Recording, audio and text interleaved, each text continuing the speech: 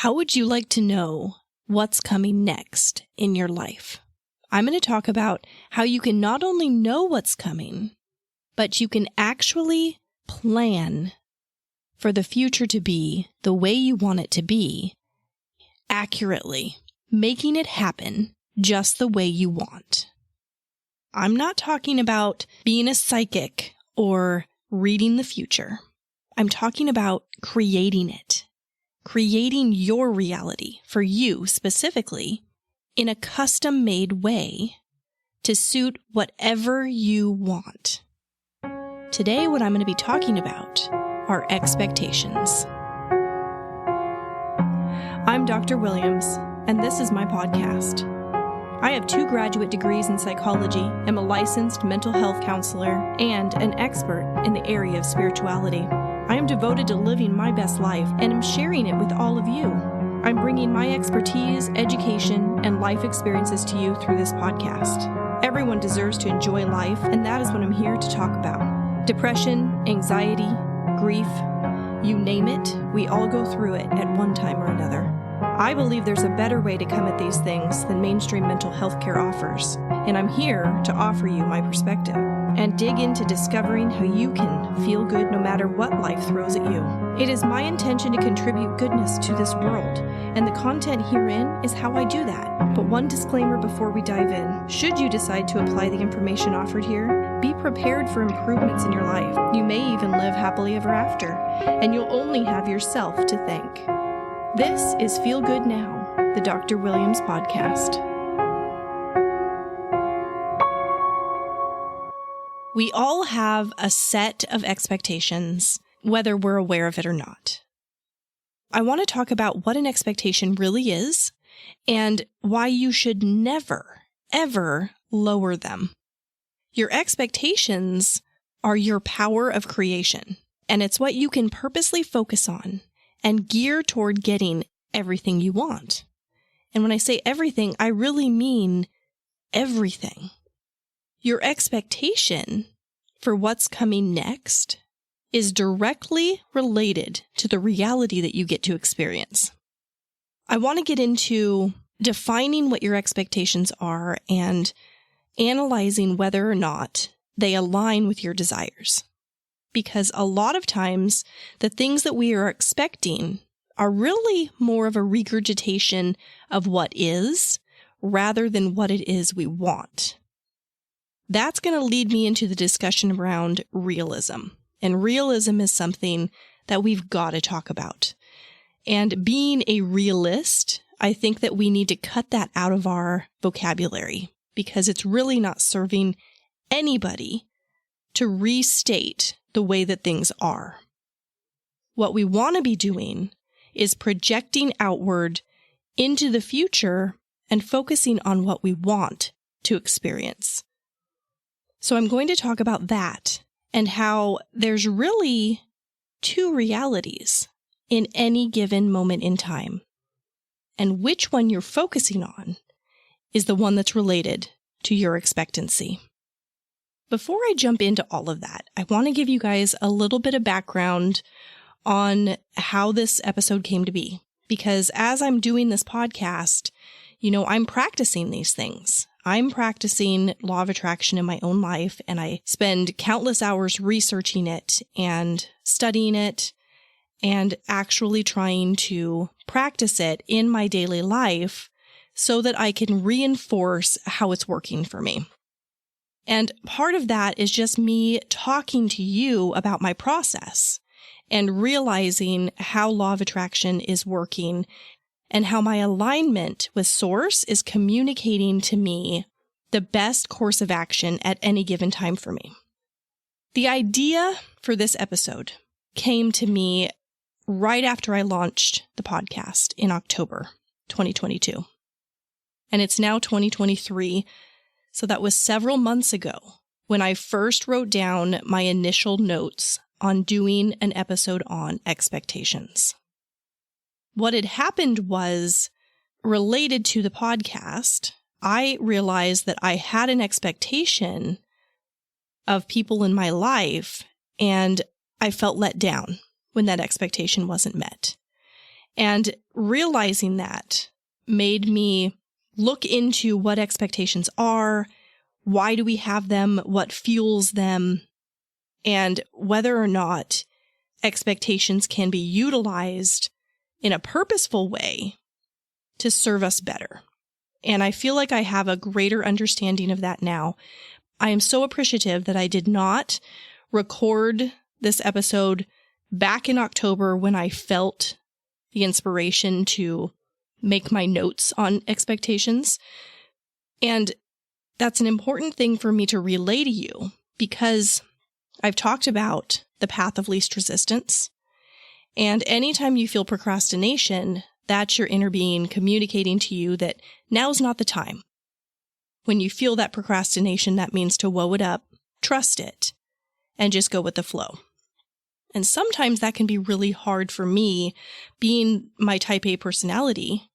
And I keep saying that I have a type A personality, but really it's kind of shifting as my alignment has become such a primary focus in my life.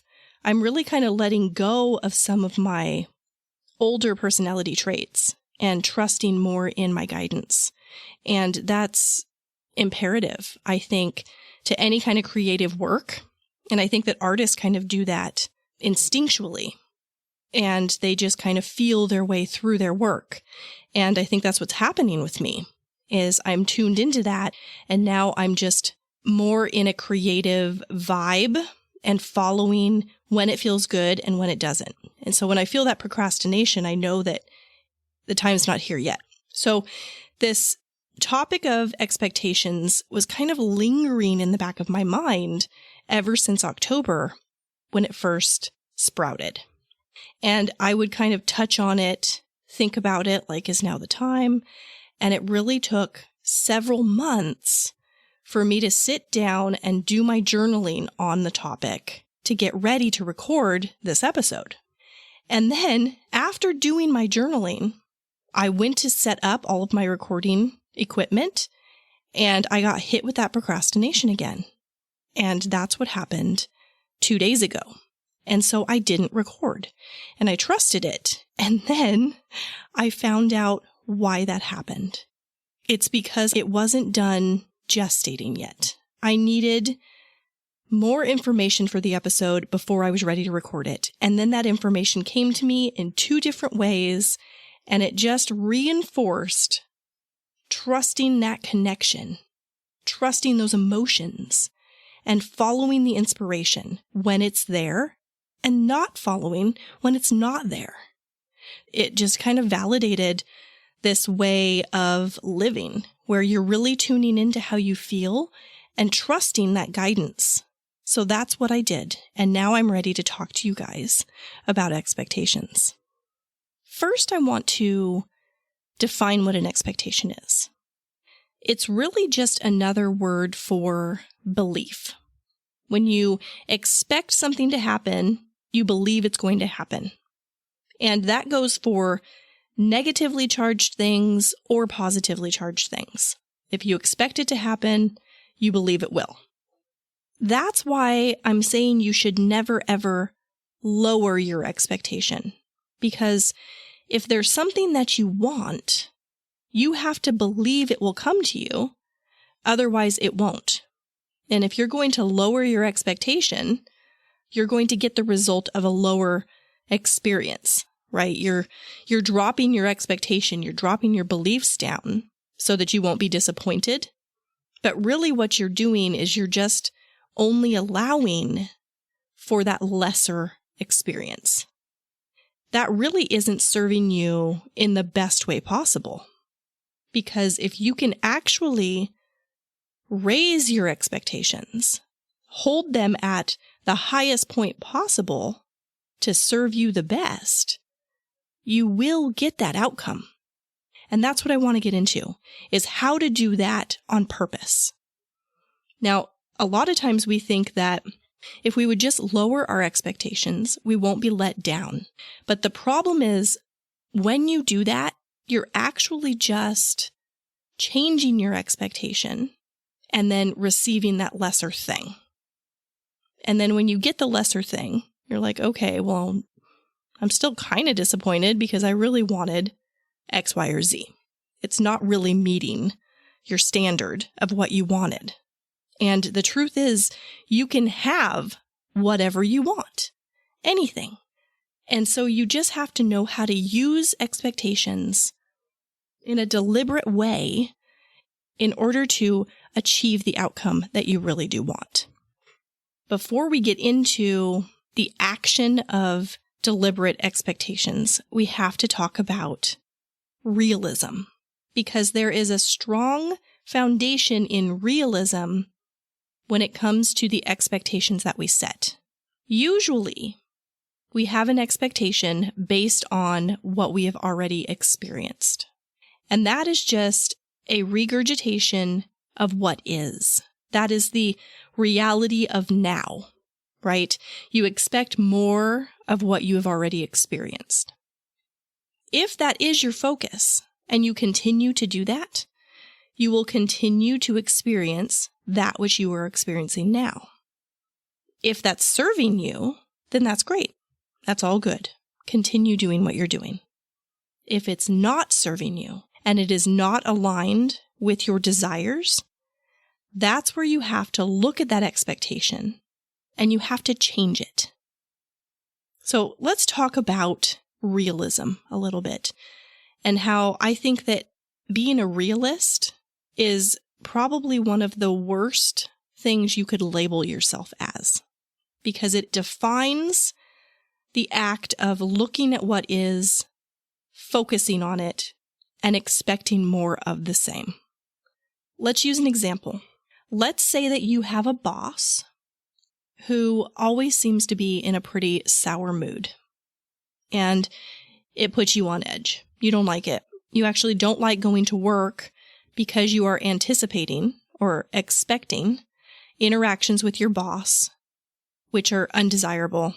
You really don't like that your boss is in a bad mood, and it drags you down most of the time, so you don't enjoy doing your job. The reason you have this expectation of your boss is because that has been your experience. That has been reality. When you go to work, your boss is in a bad mood. But the problem is focusing on that realistic experience is keeping you in a holding pattern and setting your expectation for more of that negativity in your experience.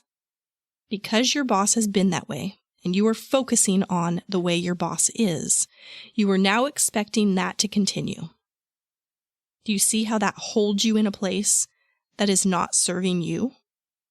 And you might be thinking, well, hold on. I can't control other people. I can't change my boss and the way my boss is being. If they're in a bad mood, they're in a bad mood. And I get that. I don't want to encourage anybody to try to change anyone else. That creates its own set of problems. But you're not really focusing on them changing. You're just focusing on changing your expectation. You're just really focusing on yourself and what you're putting out, your vibrational frequency based on what you were expecting to experience. This is where the magic lives. Let's talk about what real is. What is reality? Well, everything you're experiencing in your moment of now is actually old news. This stuff is all manifestations that came from previous thought in the past that have now gestated and become this. And the way you got to this was because of what you focused on then. So that's why your power of right now has the potential to change the reality in the future. If you continue to focus on the now reality and what's happening right now, more of that will come. But if you deliberately choose to focus on something else and you hold your focus on that, then that thing will become your reality in the future. The way that you do that requires something that most people are unaware of. And It is a belief.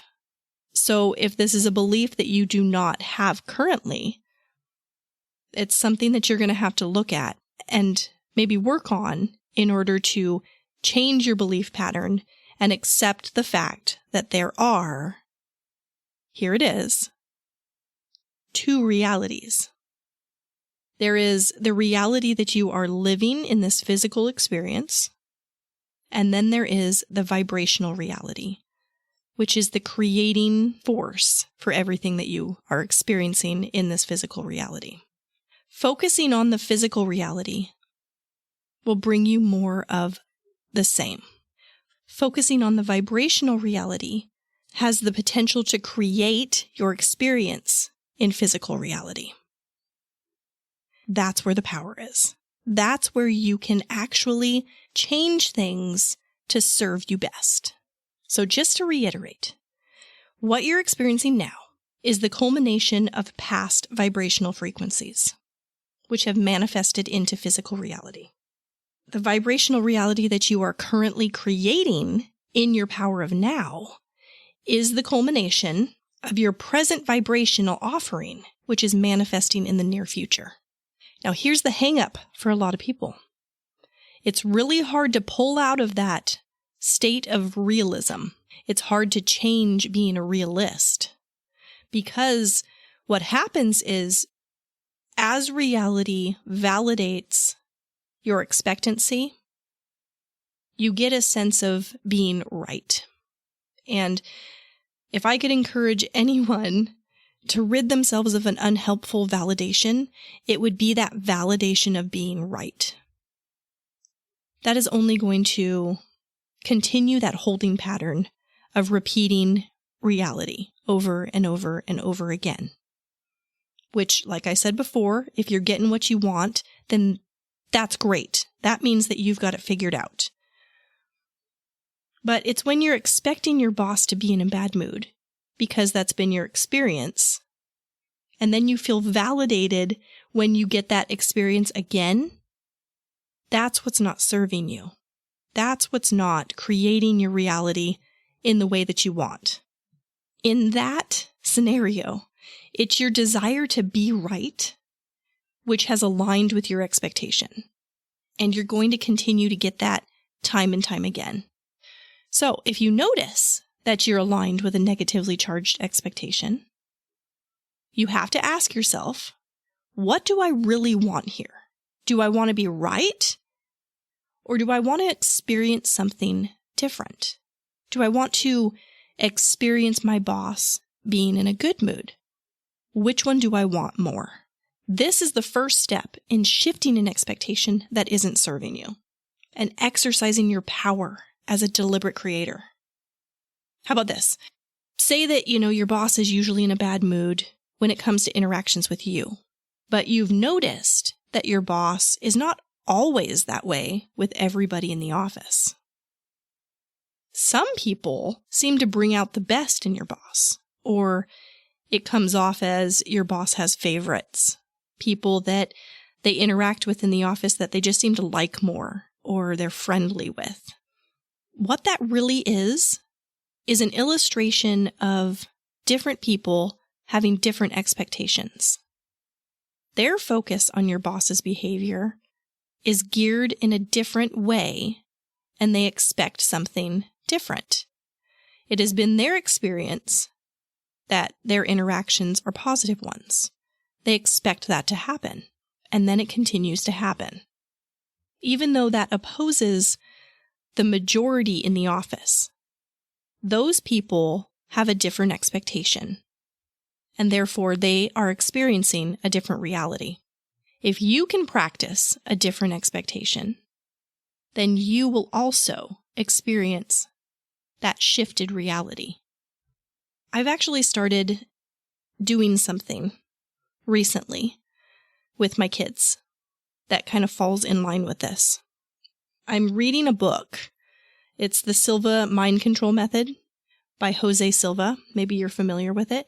And there was something mentioned in there, just very briefly, about raising children and how so many parents go in and they cover their kids up at night, and how if they were to just whisper in their ear while they're sleeping positive affirmations or positive expectations, how that could change the behavior of their children.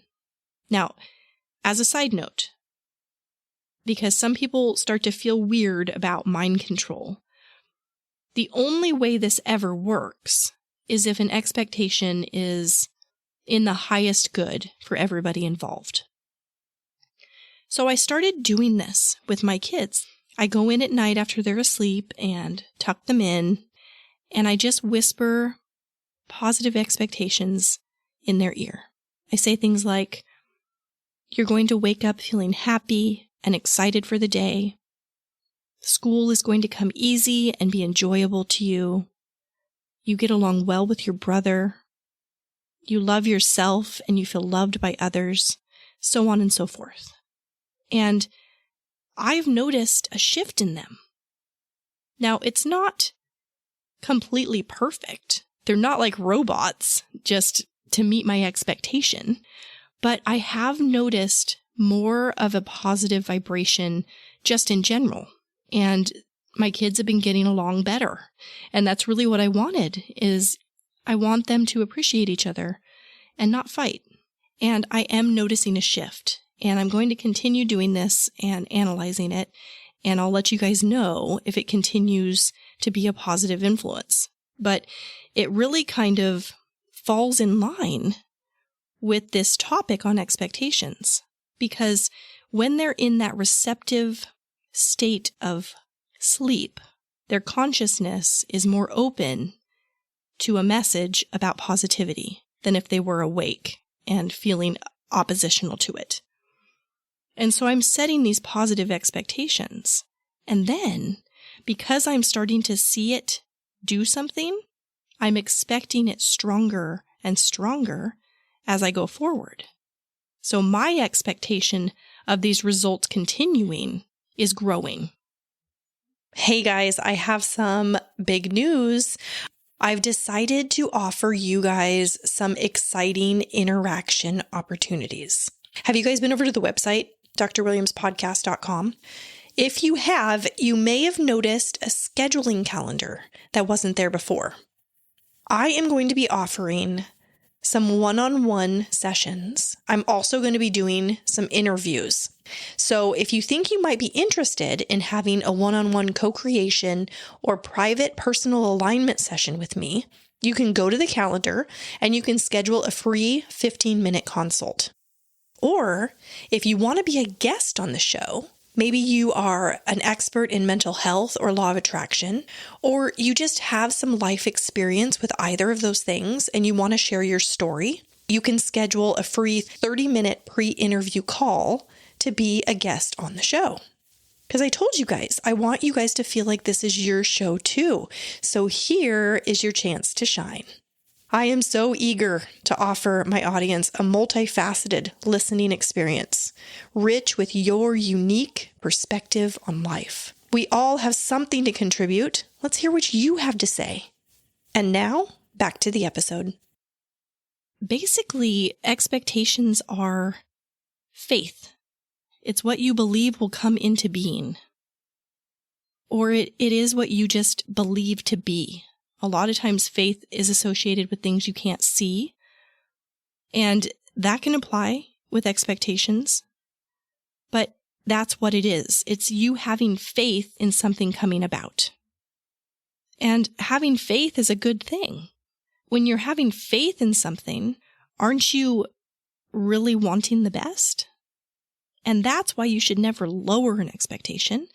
By all means, shift it if it isn't serving you. But never lower it, because then you're only going to feel less. You're going to feel less when that thing comes to be. It won't really be as satisfying. And satisfaction is always the goal. It's always the key to living a happy life. When I first started writing my notes about expectations, a thought occurred to me that our expectations really illustrate something about ourselves. and how we view ourselves. Most times expectations are directly linked with our sense of worthiness. You're determining for yourself what you think you deserve, and then you expect that thing. Look at your life. Look at your life the way it is now. What is your reality? Like I mentioned before, this reality you're experiencing, all aspects of your life right now are the culmination of your past focus. Are you completely happy in every area of your life? Are you happy with your relationships, your career, your money situation, where you're living, where you are projecting yourself to be? Are you happy with all of that? Because if you're not, then you are holding yourself in an expectation that is not serving you. And that's the place to start. Look at that. And then start changing some of those expectations to gear towards you getting what you really do want. An expectation that serves you is when you have a desire and a belief in harmony. That's the sweet spot. When you are expecting the thing you want to come into your experience and you believe that it will. That's the expectation that serves you best. Anything less than that is something to work on. What about when we have expectations of other people? Now, this is where it gets a little bit messy, and actually is kind of a big one for me, and something that I really had to look at. Actually, that's what started this whole thing, wasn't it? I launched the podcast, and then I realized that I had an expectation for the people in my life that I'm close with, and one of those people did not meet my expectation. What happened was I realized it and I felt really let down, but only for a short time because I had already been practicing my alignment and it didn't keep me there for very long. And what happened was that moment of contrast really sparked the idea for this episode, because something positive always comes out of a contrasting experience, because that's what shoots that rocket of desire, which is then automatically granted to you. If you want something, it's there. It is alive and waiting for you in that vibrational reality. All you have to do then is allow it to come into your physical reality. But what had happened was I was expecting support for the podcast from this person, and I did not receive that. And when I did not receive the behavior that would support my expectation, it put me into a state of negative emotion, which of course communicated a lot of things to me. But ultimately, I had to look at it, and I wondered, why does this bother me so much? And it comes down to that aspect of worthiness, because I felt like I was worthy of the support. Now, why did I feel that way? Well, I felt that way because that's what I would do for them. I had this expectation because I would behave in a certain way, in a supportive way, should this person be doing something similar to what I'm doing. And that's the kind of friend that I would be in that moment.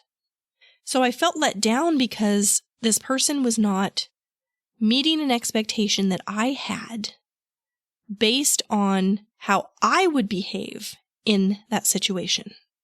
And I realized it, I looked at it and I thought, well, wait a minute, that's really more about what I would do.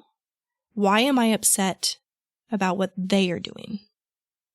Because obviously they do not hold that same expectation of me. If they did, they would have behaved that way. We all come from a position of selfishness, right? We are analyzing and reacting all from a state of selfishness. We only have our own reality and our own experience to grab from. that is why we behave in the way that we do. Now, this friend of mine obviously does not have an expectation of support for me. So if she were to be doing a podcast, she obviously would not expect me to support her in the way I was hoping for. Or she doesn't have that expectation right now because she's not in a situation like that, and she can't relate because that's not a part of her reality. Okay, and I know that was kind of a long-winded way to explain all that, and hopefully it made sense because it did a lot for me. It helped me understand how my expectation was not serving me in that moment, and how my expectation of this person was not fair. It wasn't fair for me to put that on this person. Thankfully, it didn't ruin my day. I sat for about 5 minutes. I was sad for about 5 minutes. And then all of this culmination of ideas and realizations and wisdom came to me and helped me process it so that I wasn't upset. I like to give myself the 5-minute rule. It's okay to have that knee-jerk response because we're human. And it's okay to sit with it and feel it and analyze it. But don't let it be an excuse for falling out of alignment. Don't let not feeling good stay dominant, because that's not serving you. And I was there for about 5 minutes, and then I was able to pop out of it because I shifted my focus. I had one person who was not meeting my expectation by supporting the podcast, but I had so many other people who did. Why was I so upset about the one when I had all this wonderful, loving support that I could focus on and feel good? And that's what I did. And that served me better. Not to mention that I had to take some responsibility for that, because that vibration could only be a part of my reality, that lack of support, because it was something active in me. That's the way law of attraction works.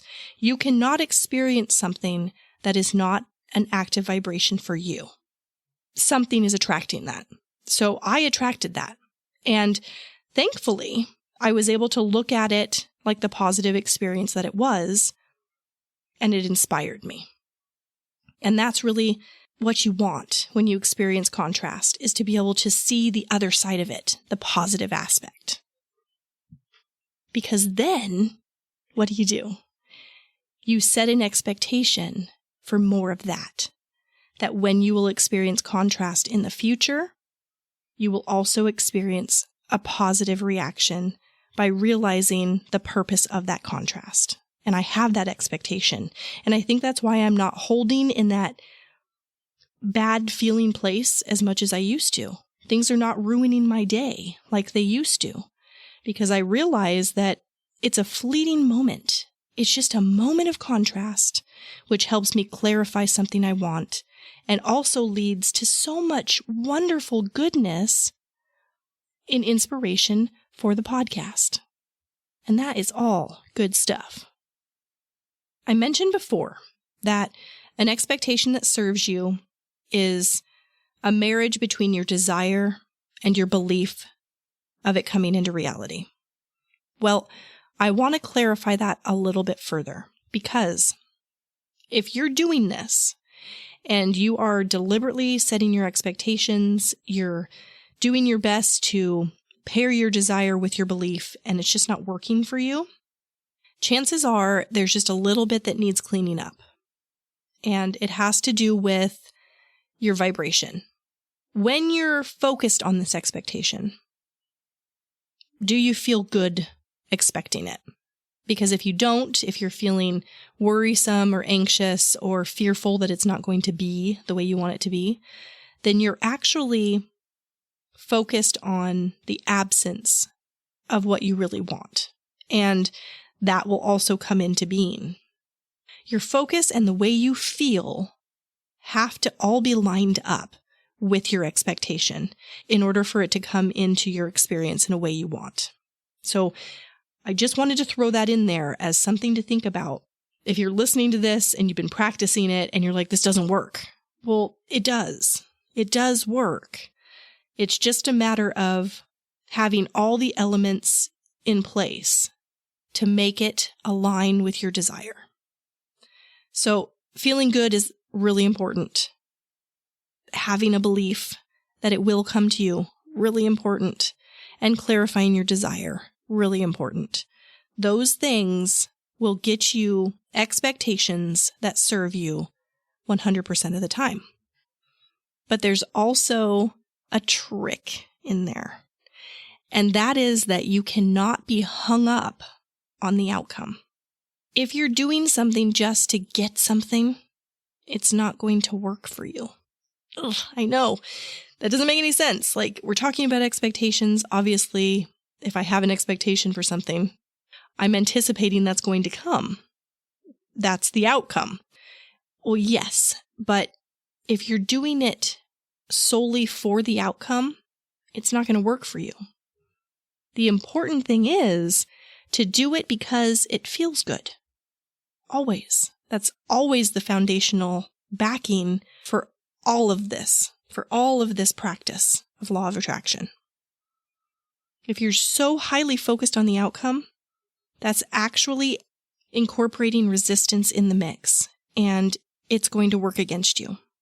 So I'm going to talk about that a little bit more as I end the episode. But first, I just wanted to touch back on this expectations of other people thing and how that can get into a messy situation. Having an expectation of someone else can serve you, but you can't let them know. You can't tell the person that you have this expectation of them. Letting your expectation be known by others is actually going to work against you in that relationship, and it's going to create more problems.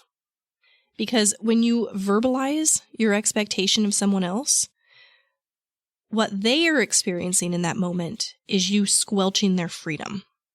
They're hearing that you want them to behave in a certain way so that you can be happy. And that doesn't align well with their purpose of living, because their purpose of living is really for their own enjoyment, their own satisfaction. That's why it's all selfishness. We're all here for our own satisfaction. And if you need me to behave in a certain way in order for you to feel satisfied, that's not going to set well with me. So let's talk about the example of your boss. Totally fine to change your expectation of them and their bad mood so that you can start expecting them to be in a better mood. But you would not want to go to your boss and let them know. You would not want to say anything like, you're always in such a bad mood and I can't work like this. I'm going to have to quit unless you start behaving differently. That's going to work against you, and it's not going to work out good for anybody. The key to a happy experience is having no expectation in someone else serving your sense of satisfaction.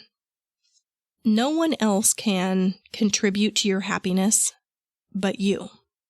Your happiness is within your power and your power alone.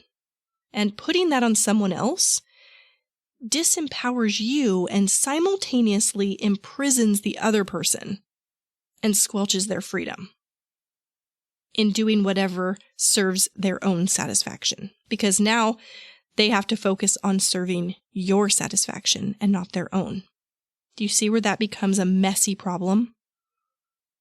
So having no expectations from someone else is really the place that serves us all the best. But if you do want to change something, like in the scenario with the boss, it's okay to set that expectation for your higher good and for theirs.